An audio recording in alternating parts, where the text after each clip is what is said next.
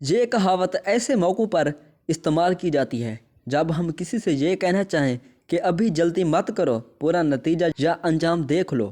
لیکن یہ کہاوت بنی کیسے؟ یہ بھی ایک دلچسپ کہانی ہے۔ ایک تھا شہزادہ، اس کے 4 دوست تھے۔ ان سب کا ایک ساتھ اٹھنا بیٹھنا تھا۔ وہ کسی وقت ایک دوسرے سے جدا نہ ہوتے تھے۔ کھانے پینے، سونے جاگنے، اٹھنے بیٹھنے میں سب ہی ایک دوسرے کے شریک تھے۔ ان دوستوں میں ایک تو سپاہی تھا، ایک مولوی، ایک اونٹ والا اور ایک تیلی تھا۔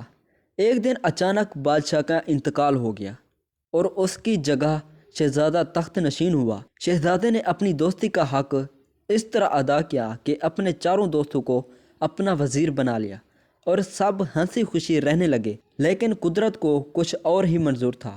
آس پاس کے ملکوں کے بادشاہوں نے مل کر اس ملک پر حملہ کر دیا۔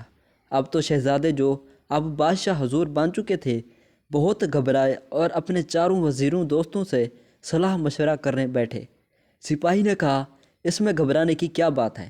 بس ڈٹ کر دشمن کا مقابلہ کیجیے، فتح انشاءاللہ ہماری ہی ہوگی۔ مولوی صاحب بولے، جناب، مجھے تو اس رائے سے اتفاق نہیں۔ جنگ ہوئی تو ہزاروں لوگ مر جائیں گے اور ان سب کا خون آپ کی گردن پر ہوگا، اس لیے آپ ناحق جھگڑے میں نہ پڑیے۔ زیادہ سے زیادہ یہی ہوگا، نہ کہ ملک چھن جائے گا۔ چھن جانے دیجیے، اللہ اور دے دے گا۔ اونٹ والے نے ان دونوں کی باتیں سنی تو کہنے لگا، حضور، آپ گھبراتے کیوں ہیں؟